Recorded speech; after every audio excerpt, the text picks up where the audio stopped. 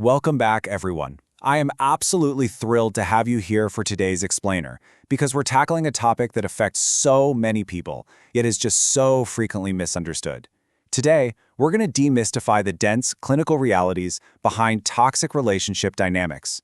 We're tossing out the pop psychology buzzwords and looking purely at the cold, hard science of what is actually happening to a person's brain and body during narcissistic abuse. Okay, let's just dive right in. So, here is our roadmap for today. We're going to cover 1. Defining the malignant narcissist. 2. The cycle of idealization. 3. Splitting and devaluation. 4. The neurology of the silent treatment. And finally, 5. The chemistry of trauma bonding. All right, part 1, defining the malignant narcissist and that dark triad personality. Now, malignant narcissism isn't just someone who takes way too many selfies or acts a bit selfishly sometimes. It's an actual clinical dark triad. It combines the grandiosity and that intense need for admiration found in standard narcissistic personality disorder with antisocial personality disorder, which basically means a terrifying lack of conscience or psychopathy, along with Machiavellianism, which is this highly manipulative, exploitative drive. These folks just don't experience guilt or remorse the way a neurotypical person does. When you look at how these clinical traits play out in real life, you see someone who is incredibly exploitative and deceptive. But I really want you to notice that third point, sadistic. They actually derive pleasure from another person's pain. They're obsessively driven by power, profit, and pleasure, basically treating human interactions like a zero-sum game where they absolutely have to win at all costs.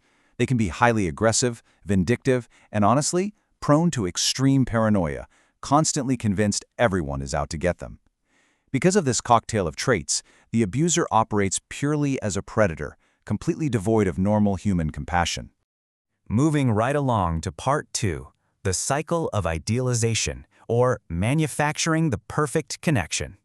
You know, when a relationship with a malignant narcissist kicks off, it doesn't actually start with abuse. It starts with love bombing and mirroring. This is the deliberate creation of a flawless, magical false self. The abuser acts like a giant social mirror, reflecting back literally all of your dreams, your values, your deepest desires.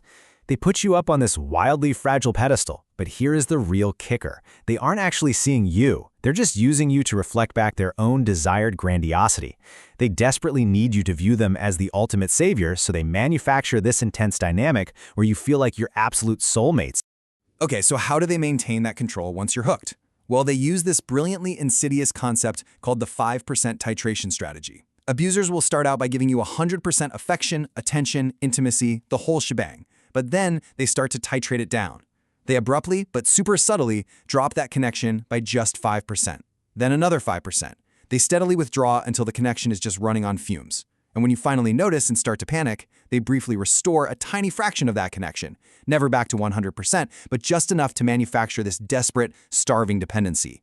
It's totally designed to keep you constantly off balance. Which brings us to part 3, splitting and devaluation, where the illusion completely shatters. Think about the extreme dichotomy at play here. This is a concept known in psychology as splitting.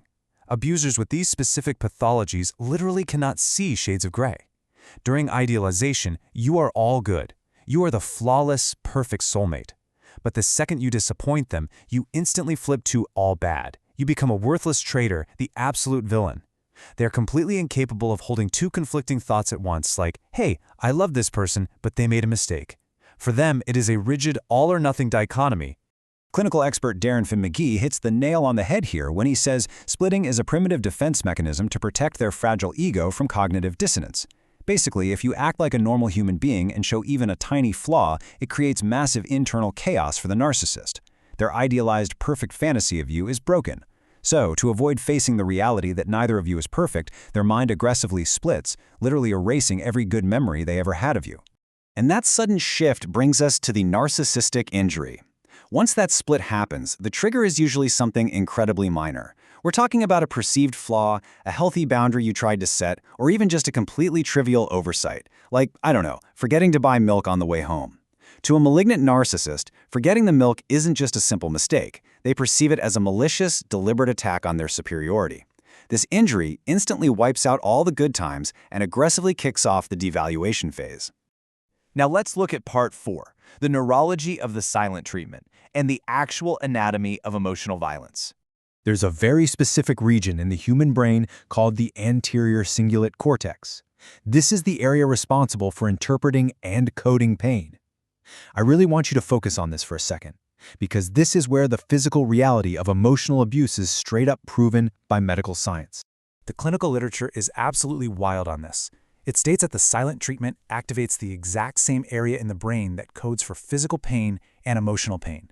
Neurologically speaking, when an abuser ignores you, treats you like you're invisible, and denies your existence, it registers in your anterior cingulate cortex exactly like physical torture.